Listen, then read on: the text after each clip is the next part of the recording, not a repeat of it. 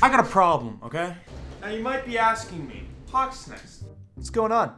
I got 10 problems, right? I got 10 issues with ROS. But don't you worry. For every problem I have here, I have a solution. So let's just go ahead and dive right into every single problem with ROS and how I think we can fix it. Alright, so the number one problem we got, in my eyes, is aim acceleration. Now this is something that's been around in the game for a while, and I think a couple months ago they actually buffed it. What I think they should be able to do, or what I think we should be able to do in ROS, is customize our aim acceleration. So basically what aim accel is it means the farther you move your finger, the faster your sensitivity becomes. So if you ever go on like ROS and you drag your finger a really long time, like if you go like all the way across your screen, you'll notice at the end, your sensitivity will be way higher than when you first started dragging your finger. So the thing that's so bad about aim acceleration is it makes it so when you're trying to aim on targets, you can't really do it accurately when you're trying to switch back and forth, because aim acceleration will make it so your sensitivity is different depending on how far you drag your finger. So that just really messes with your aim when you're trying to get very precise. The only reason it's actually beneficial is if you're on a phone and you can't really like turn around very quick. You could just drag your finger really far and then it'll make you spin around faster. But I definitely think if we had the option to customize our aim acceleration, it'd just be better for everybody, because then the pro players that want like no aim acceleration could actually have that, and then a lot of the casual players will actually be started off with the normal aim acceleration, and as they get better they can turn it down if they'd like to. And one game that has this feature and does it very well is Critical Ops, so I'll really quickly show you guys a little video of how that works in that game. But I definitely think if they implemented this feature into ROS, it'd be really nice, because then we could actually customize and just have more freedom with our sensitivity and aim acceleration. Alright, so this next issue is one that it wasn't a problem for a while, and then they moved it, and now it's a really big problem for me and a lot of other players. Now what I'm talking about is the loop menu and the loop button. Now, it used to be a little bit higher up, and then they moved it down on iPads. So for me and a lot of people that aim with their right thumb, now that button and menu always gets in the way. So it makes like fighting in a house where there's a bunch of loot a massive, massive problem. Now, I think in my eyes, this is a very easy solution. All you do is you allow players to customize the menu, just like PUBG Mobile has. And basically what this will do is it'll make it so every player can put the menu wherever they want, and it just makes everyone happy. Like, other than putting in the effort to actually add this feature, there is no reason not to do it, because then every single person will have exactly what they want. And then it'll also be easy for casual players or people that don't want to customize their settings, because they'll just be started off with the normal menu. Like, they don't have to add it, they don't have to change it, it's just the default one. But then the people that have a problem with the position, they could just go ahead and move it. Alright, so my next issue is one that actually affects competitive players. I would say casual players might not know this as well. But heal guns used to be in airdrops only, and I think the addition of a heal gun is a very, very unique and cool feature.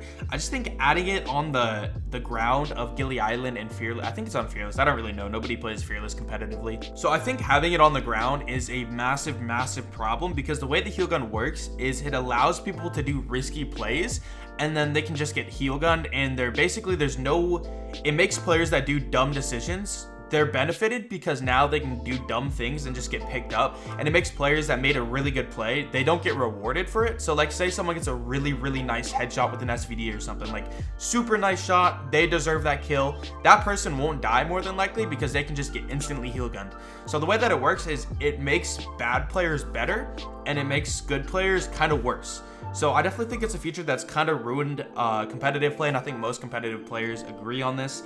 I think it'd be nice in airdrops, because then it makes people that kind of want to take that risk to go get an airdrop, they're actually rewarded with a pretty OP heal gun. But I think when it's just on the ground and everybody has it, it ruins the fighting aspect of the game, especially at longer ranges, because then longer range fights kind of become irrelevant, because people can just get picked up with the heal gun super easily. It doesn't like... It's really annoying. If you talk to most competitive players, I think they'll agree. My next issue is the invisible player glitch. Now, basically what this is there's two parts to it. If you ever are killed by someone that you can't see at all, like you have no idea where they are, then you probably experienced this glitch. If you then spectated that player and they were like floating in the sky, running in place, that means this was the invisible player glitch. This is the exact glitch I'm talking about. It's not a hack, it's a glitch, and I have no idea how it works. I do not know how to fix it, but it is something that needs to be fixed. I do know that there's two times when it happens the most. when you're landing by if there's a lot of people in your location, so if you go to like Bitter Lake or Echo Valley and there's loads of people, it'll happen a lot then. And then it'll happen when people jump out of cars, which I think in this patch they might be fixing that aspect of it, because I did see a little part of the patch notes saying they'd fix people becoming invisible out of cars. But still, hopefully that'll fix the other part where people are just invisible in general. We'll see, but that is definitely a glitch that needs to be fixed. Alright, so the next issue I think needs to be fixed is the gun noise issue. Now basically what this does is it takes all the ARs in the game, and if it can go into full auto mode or semi-auto mode, which is just single fire, then when you put it into single fire mode and you start shooting, it'll start making a really annoying like full auto noise in the middle of your shooting. I'll go ahead and play a clip for you guys so you can actually hear it. But yeah, this issue affects basically every AR except for like the DSR. I don't know, it affects like all the guns, especially the AN94 and M14, because those guns can't go into full auto mode, and nobody uses them in burst really. So if you go into semi-auto mode, you're gonna experience that issue. But luckily, like the QBZ, most people use it in full auto, so that gun doesn't really experience it, because it's only when a AR is in semi-auto mode or a single fire mode that this issue actually occurs. For North America, I just feel like this is the tree jack. Okay, the next issue is the game needs better renders and kind of just fixed renders overall. So recently when they added the update where you could drive into like fences and break fences, like the little fences, they added a lot of like weird hitboxes. I'll kind of send some clips or play some clips for you guys. But now like when you're trying to shoot through certain things, it won't shoot through it. It's like you can see the player on the other side and it seems like you can hit that player, but because the render of that object is kind of messed up, it won't let you shoot through those things. So it happens a lot now with like anything that's breakable with a car. For whatever reason, you can't shoot through those things. I'll play some clips for you guys so you can see what I'm talking about. But this is definitely an issue that needs to be fixed, because a lot of the times like you'll be shooting, you think you can shoot through it, but you can't, and it's an absolute pain.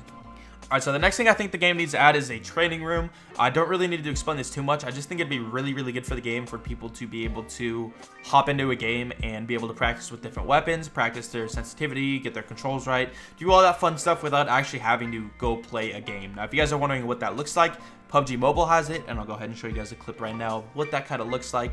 But I definitely think this is a feature that would extremely benefit ROS and just kind of help the player base improve their overall skills.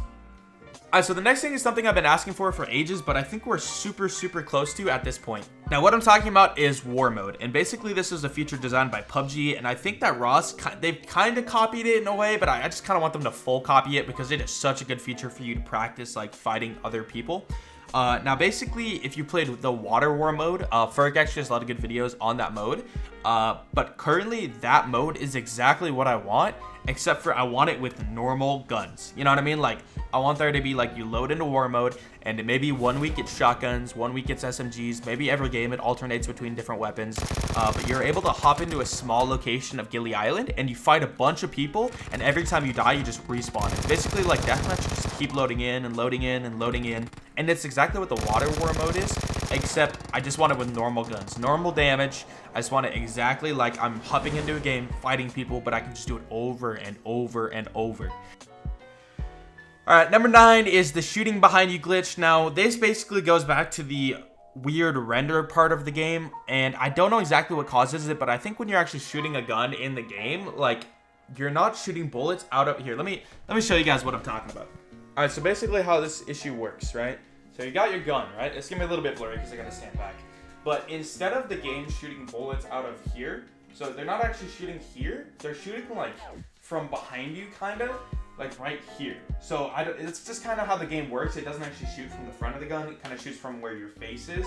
So it's like right around here. I don't know the exact location, but it's in a weird spot. So if you're ever standing with something behind you, like here, and you're shooting, what will happen is the bullets will actually hit like the wall behind you.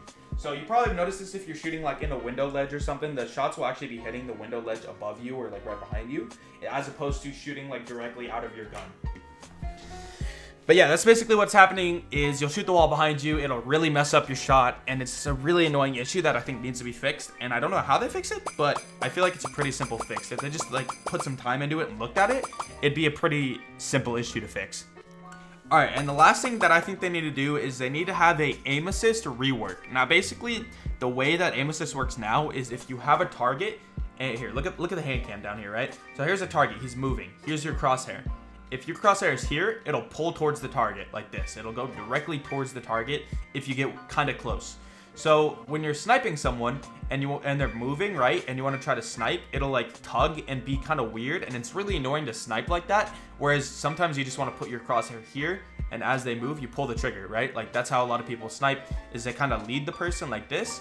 But it's really annoying to do that because it'll start tugging, and then you can't really do it correctly. If you try to snipe, you probably noticed this. It's just really annoying to do that. So I think if they reworked aim assist to maybe like, I don't know, maybe at longer range. I have no idea how they would rework it. I think the best way they could do it is, as opposed to pulling, it makes it so that when you're on a target, you kind of slow down. This is how Call of Duty works with their aim assist. So like when you're going over a target, it'll slow down on them to kind of make it like, it won't pull towards them, it'll just be slower on them.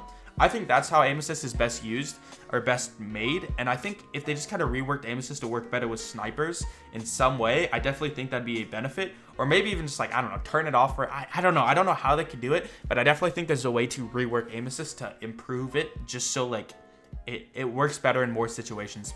But yeah, that's it. I hope you guys enjoyed. Make sure to drop a like and a sub and a comment down below if you agreed or disagreed with anything, and I'm out, guys. Peace.